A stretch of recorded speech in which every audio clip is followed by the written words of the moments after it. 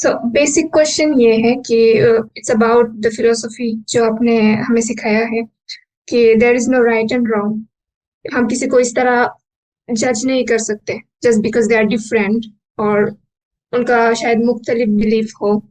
हम नहीं कह सकते कि आप गलत है और मैं सही हूँ, बिल्कुल इस तरह।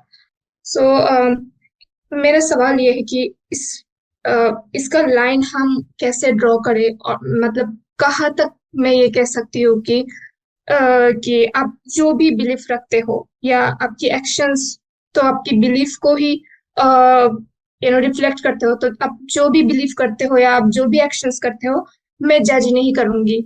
मैं ये नहीं कहूंगी कि आप रॉन्ग हैं। और क्योंकि आप डिफरेंट है, मैं ये नहीं कह सकती, आपको जज नहीं कर सकती। ये कहाँ तक मैं ये कह सकती हूँ और किस लाइन को अगर कोई क्रॉस करे तो मैं ये कह सकती हूँ कि अब मैं आपके खिलाफ हूँ या फिर जो है आपको सपोर्ट नहीं करती आपकी बिलीफ को या आपके एक्शंस को। तो सवाल बेसिकली ये है, लेकिन मैं चाहती हूँ कि इसको आप दो डिफरेंट एंगल से जवाब दें। अ, जैसे हमने देखा है ना, डेमोग्राफिक स्टाटा, तो उसमें मैं चाहती हूँ कि आप इस्लाम के अंदर इस चीज को हम कैसे देखें, क्योंकि हमारे एक बिलीफ सिस्टम है पर्टिकुलर और हमारे जो है कुछ रूल्स एंड रेगुलेशंस है, उसके हिसाब से हम इस चीज को कैसे देखें। और इस्लाम के बाहर नॉन मुस्लिम्स को, क्योंकि उसका उसका बिलीफ सिस्टम शायद कुछ और है, तो उस चीज को हम कैसे एक ही सेम फिलोसफी के अंडर रख के में हम कैसे देख सकते हैं। एक तो बेसिक ये हो सकता है कि कोई किसी ने अगर किसी के ऊपर जुल्म कर रहे, तो हम कहेंगे कि तुम्हारी बिलीफ सिस्टम कोई भी हो, मैं इस चीज के खिलाफ हूँ। लेकिन अक्सर ये होता है कि हमें नहीं पता चलता कुछ एक्शंस कि ये सही है या गलत, तो तब हम रिलीजन को फॉलो करते हैं कि ये चीज में क्या, रिलीजन में क्या कह रही है गॉड, और हम कंफ्यूज हो जाते हैं कि एक्चुअली में ये सही है या गलत। तो ये रिलीजन के अंदर हम कैसे इस मतलब लाइन ड्रॉ करें कि क्या सही है क्या गलत है, कब तक हम न्यूट्रल रहे, कब तक हम चुप रहे या सपोर्ट करे, जज ना करे, और कब कब जाके हमें लगे कि अब हम चुप नहीं रह सकते। और ये अपने अंदर अपने आप को कैसे देखे कि मैं सही हूँ, इवन तो मैं डिफरेंट सबसे, लेकिन फिर भी मैं रॉन्ग नहीं हूँ। और और कैसे मतलब इस चीज को हम कैसे डिसाइड करें, डिफरेंशिएट करें। यस, मैं दोनों तरीके से आपको बताता हूँ। और ये बड़ा इम्पोर्टेंट क्वेश्चन है आपका। Partially this question was asked during the day, partially, but आपने इसको, you have beautifully elaborated the question for everybody. देखिए, जहाँ तक बात है कि किसी को जज नहीं करना, वो इस हवाले से है कि लेट से एक दोनों एग्जांपल्स आपके सामने रखते हैं। एक एथियस्ट भी आपके सामने एक आर्ग्यूमेंट लेके बैठा है, और एक, यानी एथियस्ट और बिलीवर आर्ग्यूमेंट कर रहे हैं, और एक शिया सुन्नी आर्ग्यूमेंट कर रहे हैं। तो ये दोनों आपकी कंडीशंस इसमें मीट हो जाती हैं। अब एक उन इन दो चारों लोगों के पास दो टॉपिक्स हैं। एक है जुल्म, जालिम और मजलूम का टॉपिक, और एक उनका अकीदे का क्लैश। फलसफा हमेशा फंडामेंटल्स की बहस करेगा। Fundamentals. Philosophy will always talk about the fundamentals from which a law is derived. When you talk about zulm, injustice, discrimination, anything to do with zulm, zyati, right? तो उसका तो बेसिक फंडामेंटली ह्यूमन राइट्स है। वो pretty much सबका common है, believers का और non believers का बहुत कॉमन फंडामेंटल्स हैं उसके। वो ह्यूमन राइट्स की वायलेशन है। जैसे ह्यूमन राइट्स की वायलेशन होती है, तो फिर आपको देखिए, जब जजमेंट का आपका सवाल है, ये जहन में रखना है आपने कि मैं आपको किस रुख से बता रहा हूँ। फिलॉसफी उन फंडामेंटल्स को हाईलाइट करेगी जिन फंडामेंटल्स की बेस के ऊपर, मैंने दिन में एग्जांपल दी थी एलजीबीटी वालों की, कि एलजीबीटी वाले कहते हैं कि हमें फ्रीडम ऑफ स्पीच भी मिलना चाहिए और फ्रीडम टू चूज भी मिलना चाहिए, कि हम जो मर्जी करें, हमारी चॉइस होनी चाहिए। अब there is a decent population on the planet, which is gradually accepting their appeal for freedom of expression and freedom of choice. तो वो पता है एक ही बेसिस के ऊपर उनको वो एक्सेप्टेंस दे रहे हैं और वो उनके fundamental rights of being human है. अब फलसफी कहता है, जैसे मैंने दिन में एग्जांपल दी, कि जुल्म हो या freedom of speech, freedom of right to choose हो, उसके फंडामेंटल देखे जाएंगे. तो अगर फंडामेंटली ह्यूमन राइट्स ले रहे हैं तो ह्यूमन राइट्स की definition with the passage of time man kind ने इस्टेब्लिश कर ली है, सिविलाइजेशन ने इस्टेब्लिश कर ली है. और वो कॉमन डेफिनेशन ये कहती है कि अगर हम ह्यूमन बीइंग्स के पेयर नहीं बनाएंगे तो मैन काइंड एक्सटिंक्ट हो जाएगी. Mankind has to reproduce to continue the cycle. जैसे फंडामेंटल पता चल जाता है किसी आर्ग्यूमेंट का क्या है, तो फंडामेंटल से ही गुफ्तगू करती है फिलॉसफी. अब आ जाते हैं दूसरे एंगल से जो आपकी गुफ्तगू है कि within two believer non believers and within two believers. जब बिलीवर नॉन बिलीवर किसी चीज पे बहस करेगा तो हमेशा क्रिएटर और क्रिएशन पे करेगा. उसका फंडामेंटल बहस जो है वो इसी चीज की है कि एथियस्ट कहता है कि the whole universe is a product of a coincidence. The universe does not require God to create itself. It one fine day it just got created. तो उनके नॉन बिलीवर के फंडामेंटल बहस ही क्रिएशन के ऊपर है. The process of creation, the process behind creation. Believer के कागजों में गॉड, नॉन बिलीवर के कागजों में कोइंसिडेंस. तो उसके साथ जब आप बहस करेंगे तो आप फंडामेंटल्स के ऊपर बहस करेंगे. वो मैं आपको बता देता हूं, 5-6 सवाल हैं, ये आप सबके लिए मैं आपको बता देता हूं. कॉज एंड इफेक्ट, इसको आज आपने स्टडी करना है सबने.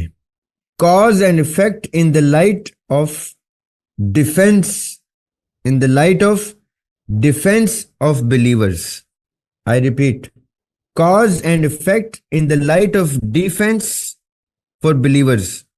Whenever you indulge yourself in a discussion, a friendly discussion or an argument with a non-believer, all you need to ask is that science believes that matter cannot be destroyed, it can only be broken into smaller bits, which goes to show that matter existed forever.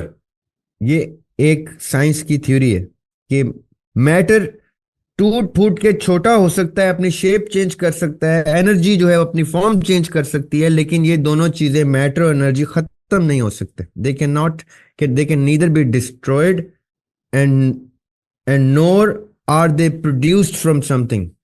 ये बहुत solid argument है non believers का. इसको हम religion के session में detail में discuss करेंगे. अभी मैं आपको थोड़े से उसके 2 पॉइंट्स हाईलाइट कर रहा हूं, so that when you indulge into these sort of questions in your discussions with non-believers, you would know कि ये बहस कहाँ जाती है और वो कहाँ से आते हैं. You need to learn, जैसे मैंने मॉर्निंग वाले सेशन में भी कहा कि you need to learn what the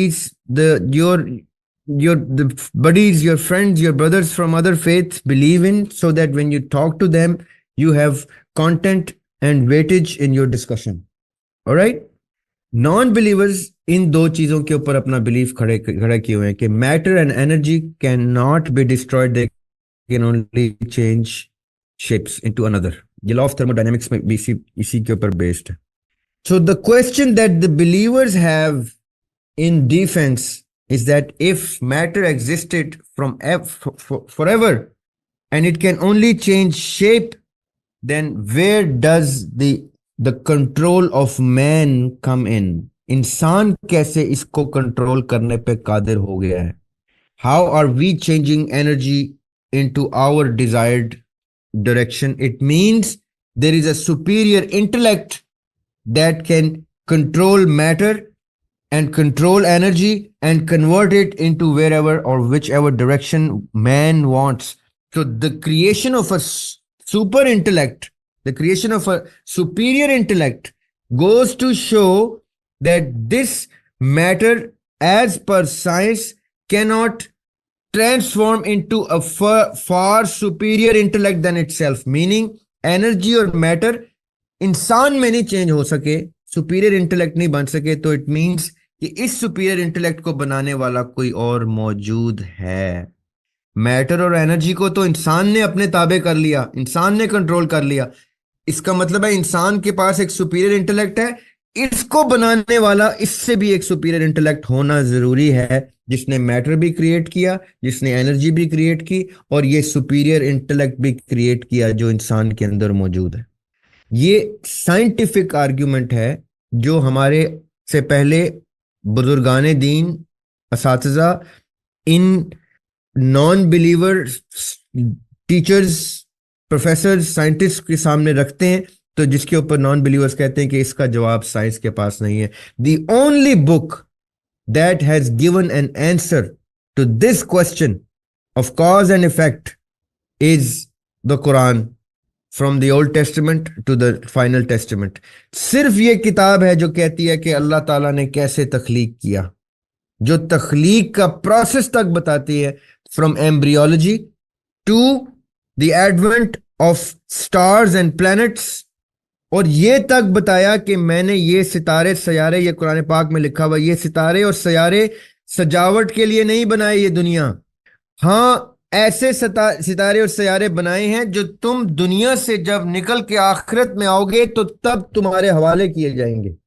ये कुरान में लिखा हुआ है that I have created these planets and stars for you to come back from planet Earth and see them because I have mentioned in the book, and then you will get to believe कि ये मैंने किस लिए बनाए थे। इतनी सैर हासिल बहस है इंसान के इर्तका के ऊपर, इंसान किस तरह से ट्रांसफॉर्म हुआ है, इवॉल्व हुआ है। ये Quran is the only source. और फिर क्रिएशन और क्रिएटर की गुफ्तगू सिर्फ कुरान ने क्लेम की है। अब नॉन बिलीवर्स के पास सिर्फ एक आर्ग्यूमेंट रहता है, वो कहते हैं कि प्रूव इट कि यही खालिक है।